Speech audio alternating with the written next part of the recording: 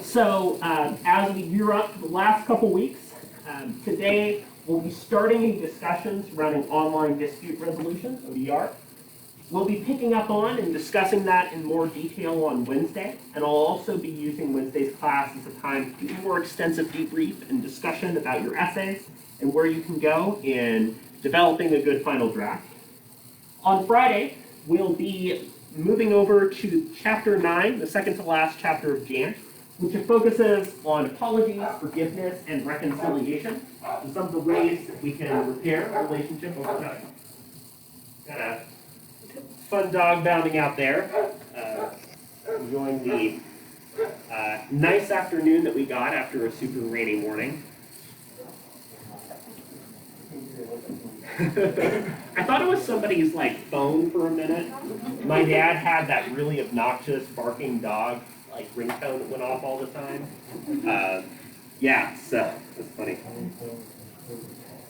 And then next week we'll pick up on a discussion about apologies and reconciliation. And then the final 2 big days in the class we'll talk about conflict in organizations and families in kind of an applied way. We talked a little bit before the break about extra credit. Again, there's one extra credit opportunity worth 20 points or 2% to your grade. If you turn that in by December 10th, you'll get that extra credit. I also know some of you might have used some time over the break to catch up on makeup assignments if you needed to miss a class. You're welcome to continue to work on those. The extra credit, again, is not required, but is a great way for us to look at an external organization that deals with conflict management in a formal capacity. And then as a reminder, the final draft is due by 11:59 p.m. on Thursday, December 16th. So we don't have a cumulative final exam in the course or anything like that. Your last assignment is that final essay, which means that during our final exam meeting time, which is Thursday from 1 to 3, instead of doing an exam, what I'll be asking you to do is to informally share the project that you developed for this class. It's not going to be a required presentation. You're not going to have to do slides or anything like that. I just want us to go around and kind of talk through what you developed through the project, what you learned through the process, and just some insights that really stood out to you there. So that's these last couple weeks at a glance. As far as the final term paper draft, so I'll be populating more information for you with a more detailed rubric, but so that you know what to expect. This is about 3,000 words, so it expands on what you have so far. What you'll be wanting to do are some pretty big revisions to the content of your initial rough draft, but also ways that you incorporate outside sources to further build on your ideas. So you'll notice, right, that I'm asking you to include at least 5 major concepts from chapters 6 through 10 of the textbook, which get into the role of online dispute resolution, reconciliation, and so on, that I'll ask you to apply and use things toward the back half of the class. And I'm asking you to incorporate at least 2 outside scholarly sources. That's designed to help you add some additional content. Maybe this is some type of study related to your topic. So there's a really great rough draft that's looking at the role of kind of land occupation and rights over time in the town of Woodburn. And so there's a really cool outside source that's looking at this over time. You might also look at a source that deals with issues of conflict management more specifically. So if you're really concerned with negotiation and understanding how the negotiation process works, the outside source can help you to do that too. So we'll spend some time later this week going over some research strategies and skills that I think will help us to incorporate those outside sources. Just bear those in mind as you're working on the final draft. So this isn't a just revision to convention areas, right? This is integrating a lot more content and detail into the assignment with the hope that at the end of the quarter you'll come out of a project that you feel proud of and that you can use either for another course, for developing a writing sample, and so on. Another thing that's available on Canvas, you should have noticed or received an email about, is that instructor course evaluations are available. Those essentially are an opportunity, again, most of you have been through this before, As returning students, let me know what worked well and what I can do to adjust the course in the future. I take those really seriously, so I appreciate if you can take some time in the next couple weeks to work on those and give me a sense of what I can do and continue to do going forward.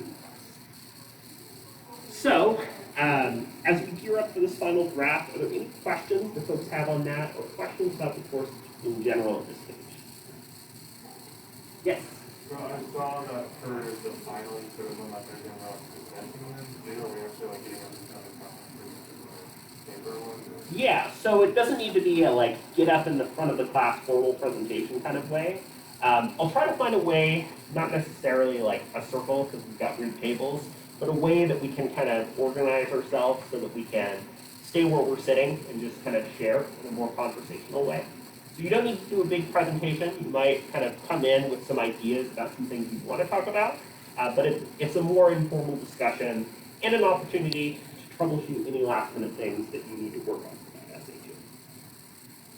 Good question. Great. So, with that being said, let's go ahead and get into some of the new stuff for today that gets into ODR, or Online Dispute Resolution. So, before the break, we had an informal workshop that Friday, right before folks left, where they had the chance to work on those rough drafts. And then before that, we were talking about mediation. So we were looking at some of the different styles of conflict management, such as negotiation, where everybody comes to the table and has to work together. An example of this, right, was the Iran nuclear deal. Mediation is bringing in a third party or neutral person who's designed to kind of help direct the discussion. It's still the people who are in dispute who are reaching a conclusion, but the mediator is helping to carry the conversation. An example, such as a couple counselor, would be somebody that is helping the couple reach a solution on their own. So we're kind of transitioning from that and into examining the role of online and mediated communication as a space to understand conflict and the way conflict develops over time. So, anybody who's been to the comments section of the internet knows that conflict happens all the time online in a way that can be challenging and unusual. I want to use some time in today and Wednesday's class to go over some of the ways that conflict online raises some unique challenges and also some of the unique constructive opportunities that can happen online too. So we've talked a bit about the term paper assignment. We'll discuss online dispute resolution. We'll look at some examples and applications on this issue as well. So what online dispute resolution really gets at, right, is the ways that we use things like communication technologies in order to engage in the process of conflict management. So in other words, ODR can involve using things like social media. It can involve using things like Zoom, phone calls, so on. But the key idea here is that it's not face-to-face with somebody else. And one of the interesting things about the development of ODR over time, and something that you might have noticed as you were working through this chapter, is the way that ODR actually kind of developed from the role of commerce and the exchange of goods that happens online. So, right, if you can think way back to some of the earlier stages of the internet, you can think about how the very bare bones, basic style of websites, connecting to the internet and getting the like awful dial-up tones, right, essentially made the experience of sharing, of conveying thoughts online a lot more challenging. I went back and watched the old rom-com You've Got Mail with Tom Hanks and Meg Ryan, right, where they're like buddies on the internet, but they have dial-up and they're just doing these like very basic text emails. And one challenge, especially when conflict comes up, is that in these early days, it's hard to get much information if all you have is text on the screen. In fact, one of the biggest problems and sources of conflict that can happen is when communication is ambiguous because it's happening online, right? If you've taken a communication class before, you might know that so much of the communication that we do on a regular basis is nonverbal. Things like our tone of voice, our facial expressions, our gestures, and so on. In fact, studies suggest that we as humans are more likely to trust the nonverbal parts more than the verbal parts. If somebody's saying, "It's so great to see you," if they have a sarcastic tone of voice and they're rolling their eyes, we're more likely to see, no, they're not happy to see us, they're just saying that. We're more likely to trust the nonverbal parts. As a result of that, it makes it a lot more difficult for us to deal with ambiguity and the challenges of communicating online. So, in earlier days of online communication, we can think about how certain websites got popular, things such as eBay, and over time, websites like Craigslist, where a lot of exchange of goods and so on was created online, right? Amazon, of course, while really ubiquitous now, had a smaller presence, still allowed for sort of online exchange.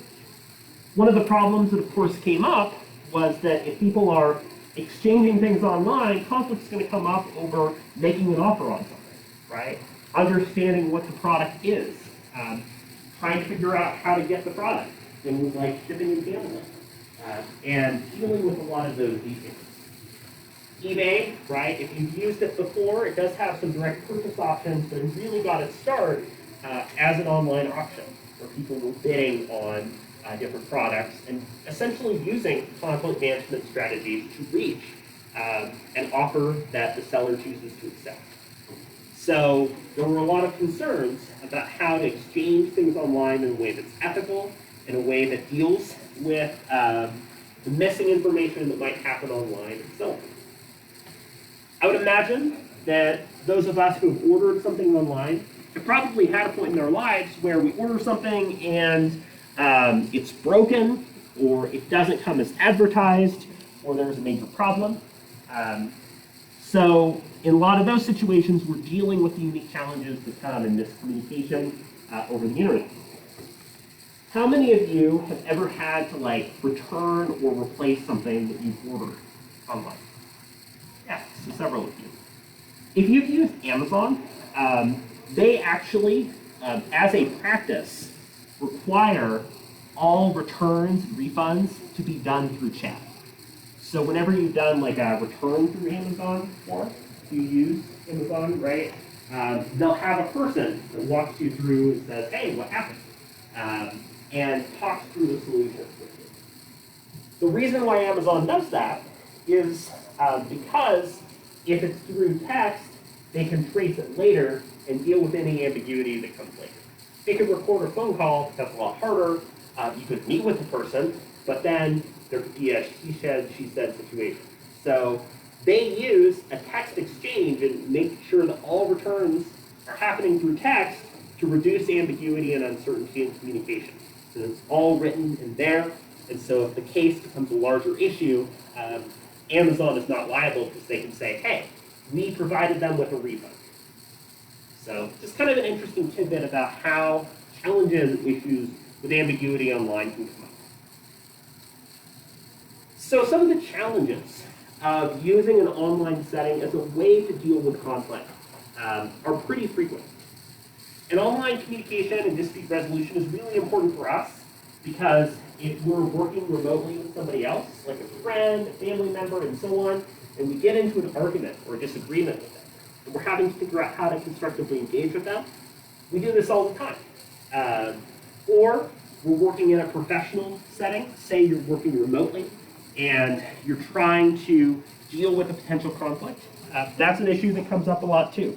Composing an email, using something like a chat to correspond with a coworker, are all situations where online dispute resolution becomes really important. So some studies suggest that nonverbal communication can be up to 93% of the communication that we do face-to-face. Again, because of how important things like our gestures, facial expressions, subtext, and so on are. That means a lot of that is going to be missing when we're trying to deal with or resolve a conflict that happens online. This is for a few different reasons, right? One of the things that's missing is kinesics, the movement of your body, the use of physical gestures in order to highlight key points, whether or not you're pointing something out. It's a big way that we make a lot of meaning out of something. Paralanguage gets at things like tone of voice, your rate of delivery, and so on. For instance, if somebody's talking really quickly, it might be a sign that they're feeling nervous or anxious. If somebody's being sarcastic, we have a noticeable change in our tone of voice. And we probably noticed that online, sometimes we'll use shortcuts as a way of trying to convey error language. For instance, you might use all caps, you might use bold or highlighting. Sometimes people will use like the backslash and S to indicate sarcasm. So some of these are examples of how we try to incorporate error language.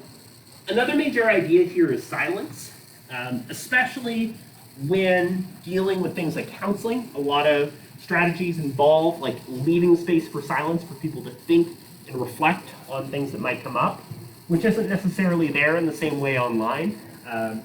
Sometimes silence is seen as, oh, there's a connection issue. My computer froze.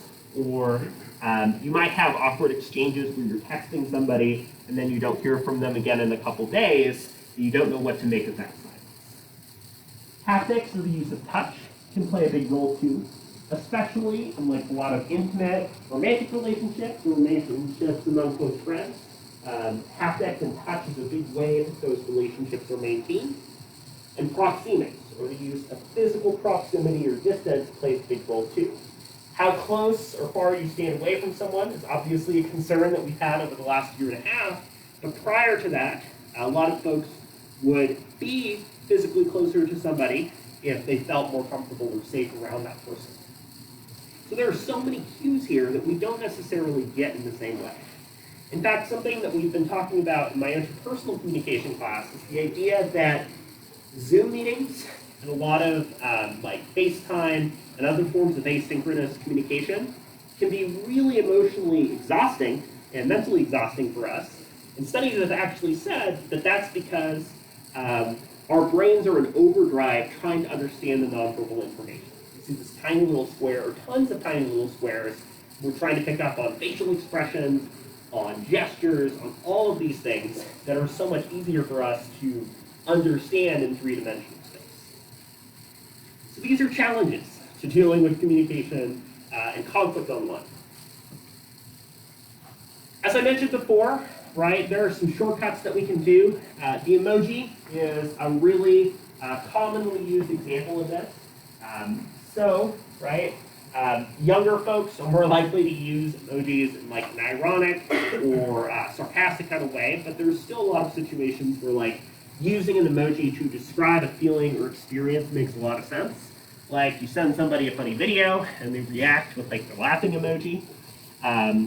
There's a lot of ways that an emotion can be conveyed in a way that didn't before. In fact, the use of like the very first smiley on the internet was developed a lot of times because there was such a need to convey emotion even from early on. So that's something that can come in. And another thing that we've seen is in the broader shift toward more social media and apps, right, we've seen a lot more multimodal engagement. That is, forms of media, including for conflict, that engage in a lot more of our senses and experiences. So again, the use of something like Zoom or FaceTime is sort of an evolution of phone call that's audio only. There's now cues that you can pick up on by physically seeing the other person. There's a lot of discussion about the role of VR and virtual reality in facilitating conversation and dealing with conflict as it might be coming up. So there's a lot of ways that media is definitely evolving. And also evolving in the way that it's presented and talked about. So one kind of major development we've seen in the last couple of years is the addition of reactions on Facebook. And if you've used Facebook or you've had friends who have used it, right, I think it's fair to say that the way that people are engaging online is very, very different than what it used to be on that site, right? People oftentimes will use something like the laughing emoji to make fun of an idea or perspective that they disagree with, right, or put it on a comment. People will use something like an angry or care react based on how they're feeling a little bit more. So even within things like text, the addition of reactions has added a lot more depth to the ways that we communicate and also a lot more frustration or disagreement when a reaction and its underlying feelings behind that can be a lot harder to identify. So media richness theory is this idea that we can measure different forms of media based on their level of engagement. So sort of on one extreme, right, we have texting. This texting, right, is pretty asynchronous. If you're not actively engaging with the person. On the other end, you might have something like a more active Skype call, FaceTime call, Zoom call, or something like that, where you're really trying to develop a meaningful interaction with that other person. You can even think about the role of online games, right, like MMOs like World of Warcraft, and the ways that a lot of these online settings have facilitated new forms of engagement. Dr. Anderson in communication has some really cool work related to online participatory culture. That's a topic you're interested in looking more into. Another key idea here, right, are challenges with things like catfishing, right, or presenting yourself as somebody online that's different from who your real self is. This is, of course, something that we've seen a lot in media. For instance, the TV show that was adapted from the film Catfish is an entire show about people going and meeting face-to-face somebody that they've only been chatting with online. And so when we're dealing with conflict, this is a big issue. In fact, one of the things that we've talked a little bit about is the role that deception can play in things like negotiation and mediation. If you grandstand on a thing that's not really important to you, maybe you and somebody else are arguing over what kind of car you should get, you say, we really need a blue car, but it's not actually that important to you. That can be deceptive, right? You're using that topic and you're saying, oh, I guess I'll give up the car as long as it's this kind of car, right? You're using a strategy to pretend something is important, make it seem like a bigger deal that you're giving it up. Tactics like that are deceptive, but there's a whole new layer of deception that we see all the time online. Falsification, of course, is just presenting blatantly false and incorrect information. This is an issue we tend to see a lot online. If we're trying to buy a product like on Craigslist and we want to verify if they're actually selling something and not just trying to pull a scam. Concealment is hiding key details about yourself. So one thing that's been really interesting is that it's been found that the majority of online dating profiles have at least some level of like concealment or deception within them. Even if it's really basic stuff, like adding a couple inches to somebody's height or subtracting a little bit from somebody's weight. Equivocation is the idea of trying to dodge or avoid a direct answer to a question. So this is a tactic that's used all the time from scammers on the internet, right? Where people will say, hey, why don't we chat? Oh, why don't we meet up in real life? Uh-oh, my phone isn't working. I need to buy a plane ticket in order to visit you. All this stuff is happening. Send me money. So like dodging the question and saying, hey, why don't we meet? And then somebody refusing to answer or focusing on a different topic if they're a scammer, be an example of that strategy.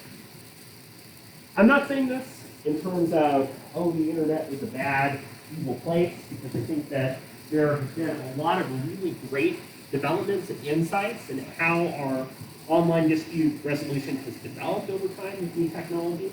Just to say that there's an additional set of concerns that we have to bring to the table when we're thinking about this issue.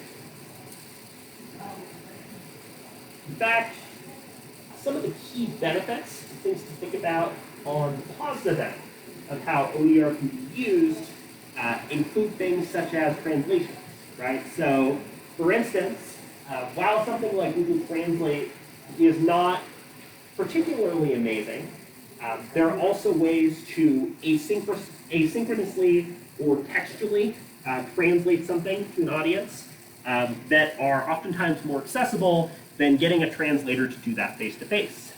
This has become especially important when we think about communication across different cultures and situations. So it's made it easier to chat with and engage with people on issues that come from really different backgrounds. So it's a lot easier to get in people who are able to translate or transcribe information if it's happening online. One really big example of this is the use of ASL interpretation online. So it can oftentimes be really challenging to have ASL interpreters or American Sign Language interpreters face-to-face.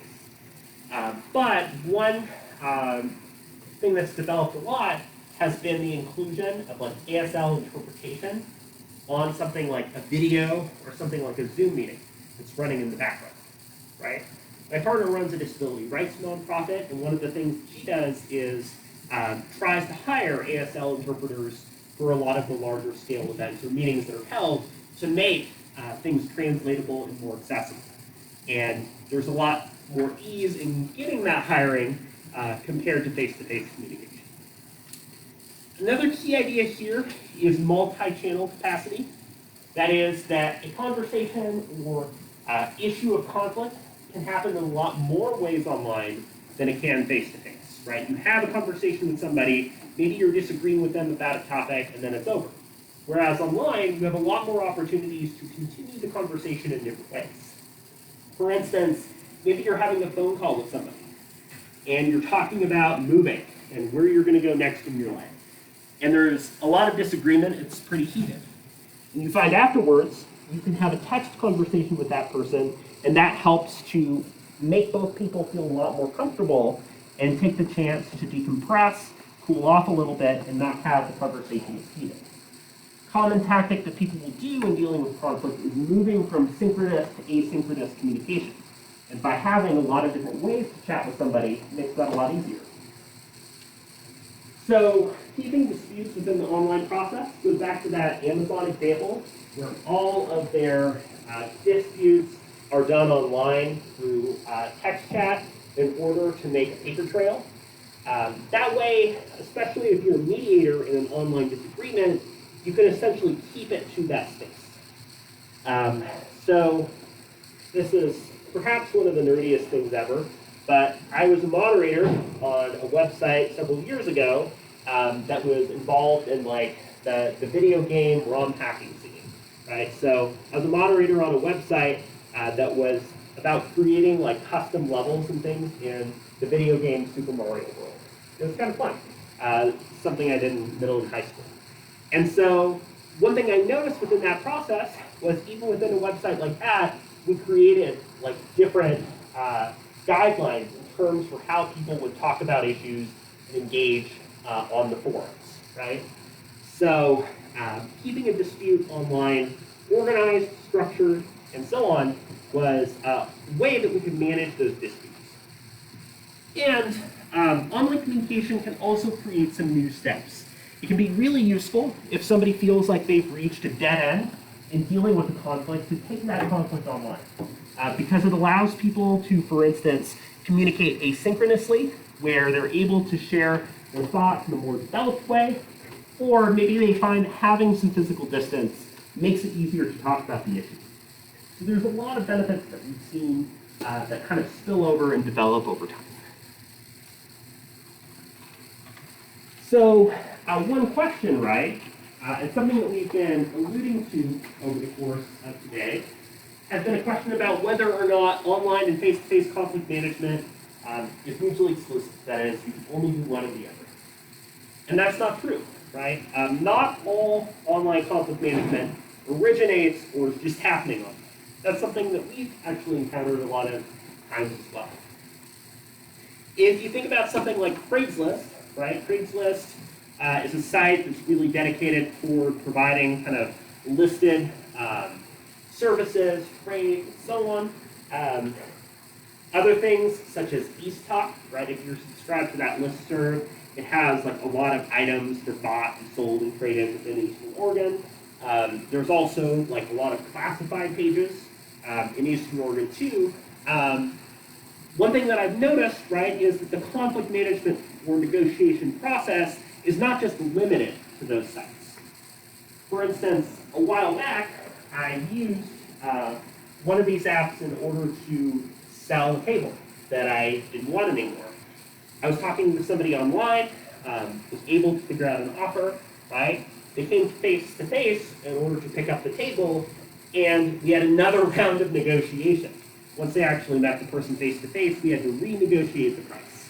They wanted a lower price than what we had agreed to online, and so that was a whole nother round of conversation. So there's a lot of ways that our communication can move between different channels, can move from face-to-face to online or vice versa, and raise a unique set of challenges or negotiation that we have to deal with.